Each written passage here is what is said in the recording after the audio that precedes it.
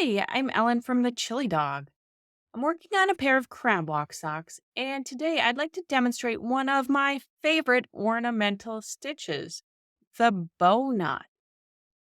Bow knots are usually worked on a background of plain stockinette stitch across 5 stitches and 8 to 12 rows or rounds, depending on how tall you want your knots to be. They're easy to knit, but create a complicated looking structure. Let's get started. Before we begin, if you enjoy our videos, consider joining the pack and becoming a member of thechilidog.com for ad free access to our entire learning library, priority support, and more.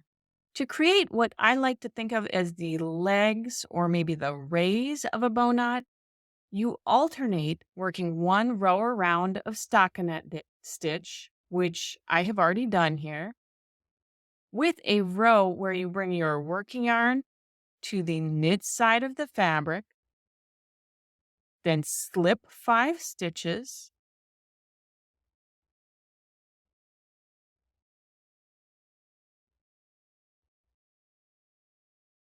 then bring your working yarn back to the purl side of the fabric. Just be careful not to pull this yarn too tight as you continue on. You want this strand to be the same length across as the width of the 5 slipped stitches.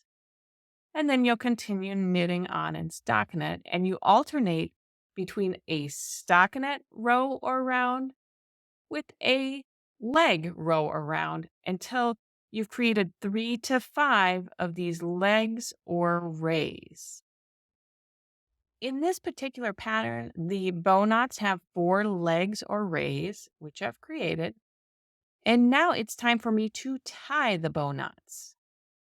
To do that, I'm going to knit the first 2 of those 5 bow knot stitches, just like I normally would.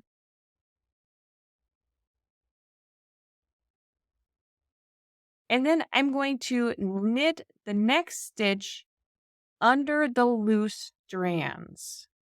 My right needle comes up under those 4 loose strands from bottom to top.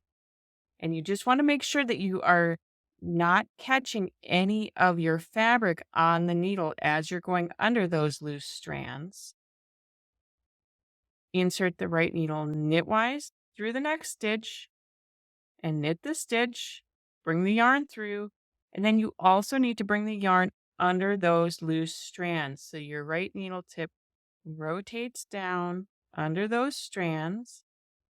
And then you can drop the stitch off the left needle and then knit the final 2 of the 5 bow knot stitches. And your bow knot is complete.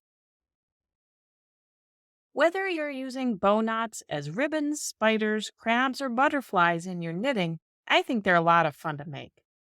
I hope you enjoyed this video. If you'd like to use bow knots in a pattern, head over to the shop section of thechilidog.com and look for my crab walk socks.